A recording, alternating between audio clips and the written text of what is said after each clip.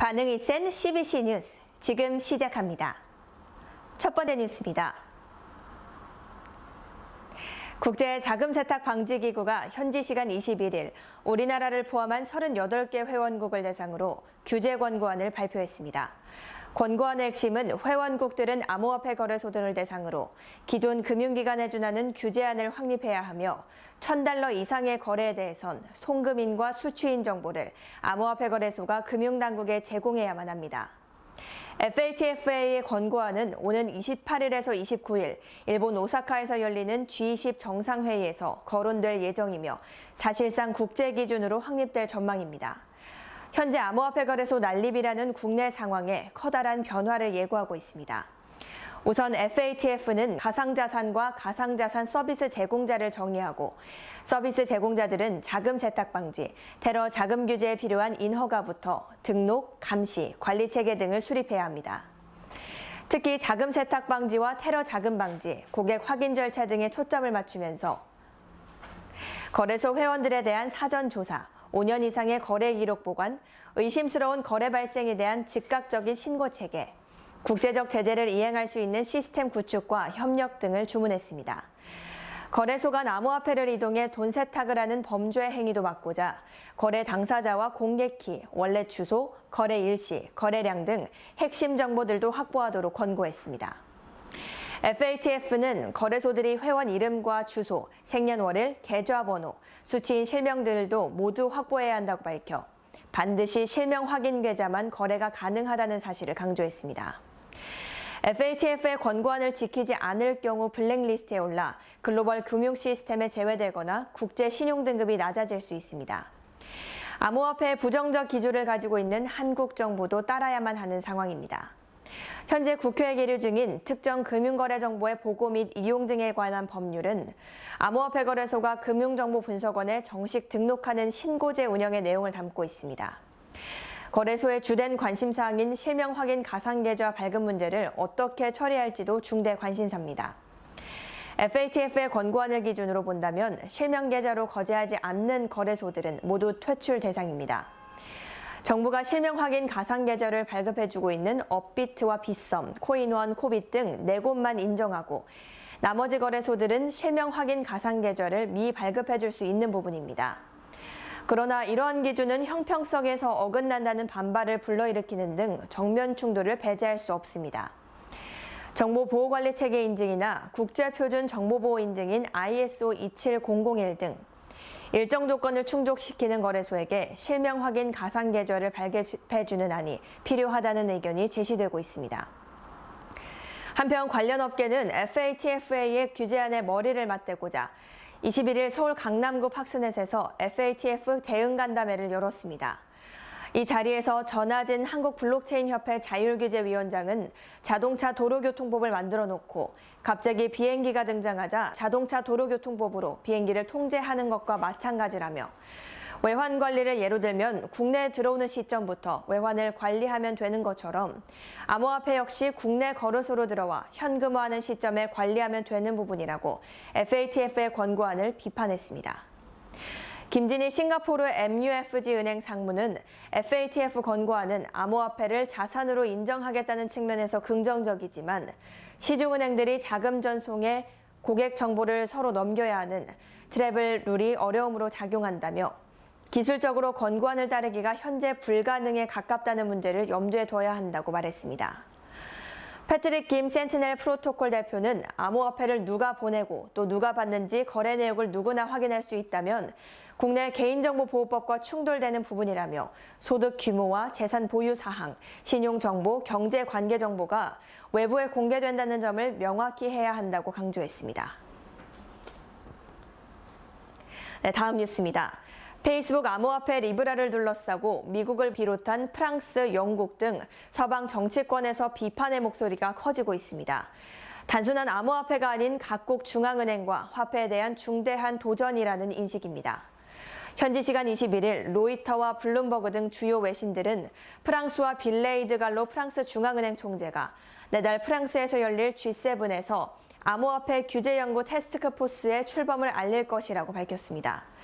소비자 보호 정책을 적용하기 위한 조치라는 설명이지만 실질적으로 리브라에 대한 압박이 주된 목적으로 보입니다.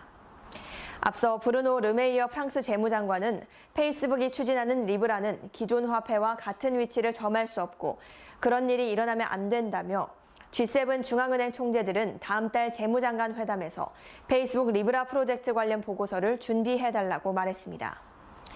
영국 중앙은행인 영란은행의 마크 카니 총재도 G7과 국제통화기금, 국제결제은행, 금융안정위원회 등 다국적 국제기구와 함께 리브라에 대한 면밀한 검토에 나설 것이라며 최고 수준의 규제가 반드시 뒷받침돼야 한다고 경계의 목소리를 전했습니다. 리브라의 상용화에 우려의 목소리가 커지는 이유는 페이스북이 보유한 월간 활성 사용자 수 23억 2천만 명과 함께 지속적인 기술적 업그레이드가 이루어지기 때문입니다. 그동안 암호화폐는 거래 처리 속도가 느려 상용화에 어느 정도 제약이 있는 상황이었습니다. 리브라는 트랜잭션 속도를 크게 높여 거래 처리에 아무런 문제가 없도록 하겠다는 계획입니다. 서비스 초기엔 1초에 약 1000건의 거래를 처리할 수 있었지만 나중에는 1초에 약 10,000건의 결제가 가능하도록 꾸준한 개선에 나섭니다. 또한 암호화폐 지갑인 캘리브라를 페이스북이나 왓츠앱을 통해 간편하게 관리할 수 있고 송금과 결제 기능도 편의성을 더하고 있습니다. 현재 해외 송금의 경우 스위프트라는 국제 전산망을 이용하고 있지만 여러 중개은행에 걸쳐져 있고 또 복잡한 절차와 송금 수수료 발생 등 불편함이 뒤따르고 있습니다. 리브라가 등장한다면 스위프트망의 몰락은 물론 스위프트를 통한 은행들의 수수료 이익도 없어질 수 있는 상황입니다. 맥신 워터스 미국 하원 금융위원회 위원장은 CNBC에 출연해 리브라가 달러와 경쟁하도록 허용하면 안 된다며 페이스북은 연방거래위원회로부터 개인정보 침해 조사를 받고 있는 와중에 이러한 검증되지 않은 확장에 나서고 있다고 비판했습니다. 미국 상원은행위원회 소속의 셰로드 브라운 의원은 페이스북이 위험한 암호화폐를 아무런 감시 없이 운영하도록 두면 안 된다며 금융당국이 전면 조사에 나서야만 한다고 촉구했습니다. 업계 한 관계자는 밥숟가락을 얻는 차원이 아닌 기존 생태계를 완전히 무너뜨리고 독식하겠다는데 이를 내버려둘 사람이 어디 있겠느냐며 페이스북이 기존 질서에 대한 진지한 고민 없이 다소 성급한 판단을 내린 것 같다고 평가했습니다. 그러면서 미국 시장이 로비로 움직일 수 있는 시장이기 때문에 향후 국면이 어떻게 진행될지 지켜봐야 한다며 페이스북이 우군을 얼마나 많이 끌어들일 수 있느냐가 리브라 성패의 분수력으로 작용할 것이라고 말했습니다. 한편 체인 파트너스는 23일 리브라에 주목해야 할 7가지 메시지란 보고서를 발표해 관심을 모았습니다. 해당 보고서는 리브라가 중국의 텐센트의 위챗과 같이 필수 앱으로 자리 잡으려는 궁극적인 목표를 가지고 있다는 분석입니다. 위챗은 현재 금융, 교통, 쇼핑, 게임 등의 종합 서비스를 제공하면서 중국인들의 생활에 빼놓을 수 없는 존재가 됐습니다. 특히 리브라가 금융기관을 파트너사로 둬야만 한다고 조언했습니다. 나중에 골드만삭스, JP모건과 같은 글로벌 금융 파트너사를 확보하는 것이 중요한 문제로 작용할 것이란 판단입니다. 정치권과 금융당국의 반발을 억누를 수 있으려면 힘을 가진 금융 권력과 손을 맞잡아야 한다는 견해로 보입니다. 다음 뉴스입니다. 5G 가입자가 이전 LTE 때보다 증가 속도가 빨라질 것이란 전망이 나왔습니다. 오는 2024년까지 19억 명이 5G에 가입할 것이라는 관측입니다. 에릭슨 LG는 24일 이러한 내용을 담은 에릭슨 모빌리티 보고서를 발표했습니다. 보고서에 따르면 5G 가입자가 2024년 전 세계 19억 명에 달하면서 전체 모바일 가입자 수의 20%에 이를 것으로 전망했습니다. 에릭슨 LG는 지난해 11월 보고서를 통해 같은 기간 5G 가입자 수가 15억 명이 될 것이라고 예상했습니다. 이는 이전 전망치보다 약 27%나 상향 조정한 겁니다. 특히 올해 모든 주요 주파수 대역을 소화할 수 있는 5G 스마트폰이 출시되면 가입자 수는 더욱 가팔라져 올 연말까지 1,000만 명을 가뿐히 넘어선다는 예상입니다. 현재 5G 스마트폰 제조사가 삼성전자와 LG전자에 국한된 것을 감안하면 초기 시장에서 양사의 브랜드 지배력이 강화될 수 있다는 신호입니다. 5G 가입자 수는 지난 2009년 상용화에 나선 LTE보다 빠른 증가세입니다. 한국 시장은 올 연말까지 5G 가입자가 300만 명을 넘어설 것으로 내다봤습니다. 지역별로는 북미 지역의 5G 가입이 가장 활발해 2024년까지 63%에 달할 것으로 예상했습니다. 우리나라와 중국, 일본 등 동북아시아 지역이 47%, 유럽이 40%로 뒤를 잇고 있습니다. 또한 전 세계 5G 인구의 45%가 2024년까지 5G를 사용할 것이라는 예견입니다. LTE 주파수 대역에서 5G를 같이 쓸 수 있는 스펙트럼 쉐어링 기술이 도입되면 65%까지 증가할 것이란 설명입니다. 프레들릭 제이들링 에리슨 네트워크 사업부문장 겸 수석 부사장은 통신 사업자와 소비자의 5G에 대한 열정이 반영되며 5G는 매우 빠르게 도약하고 있다며 5G는 우리 삶과 산업에 긍정적인 영향을 미치며 사물 인터넷과 4차 산업혁명을 넘어서는 가치를 가져올 것이라고 강조했습니다. 그러면서 이를 위해 기술과 규제, 보안 및 업계 파트너 모두가 참여할 수 있는 견고한 생태계가 구축돼야 한다고 조언했습니다. 한편 모바일 데이터 트래픽도 꾸준한 증가세를 보이면서 올 1분기 수치는 전년보다 82%나 상승한다는 견해입니다. 2024년에는 트래픽의 35%가 5G 네트워크를 통해 발생할 만큼 데이터 트래픽의 다량 발생 요인이 될 것으로 예측했습니다. 2024년에 월별 모바일 데이터 트래픽은 131 엑사바이트로 전망했습니다. 이 밖에 전 세계에 연결되어 있는 셀룰러 IoT는 현재 10억 개에서 2024년까지 41억 개까지 증가한다는 전망입니다. 45%는 매시브 IoT가 차지할 것으로 전망해 기술적 발전을 엿보게 하고 있습니다. 매시브 IoT란 1제곱킬로미터 내 100만 개 기기가 동시에 연결할 수 있는 기술입니다. 매시브 IoT를 사용하는 산업에는 스마트 미터링을 결합한 유틸리티, 의료용 웨어러블 형태의 헬스케어, 추적 센서를 통한 운송업 등이 지목됩니다. 다음 뉴스입니다.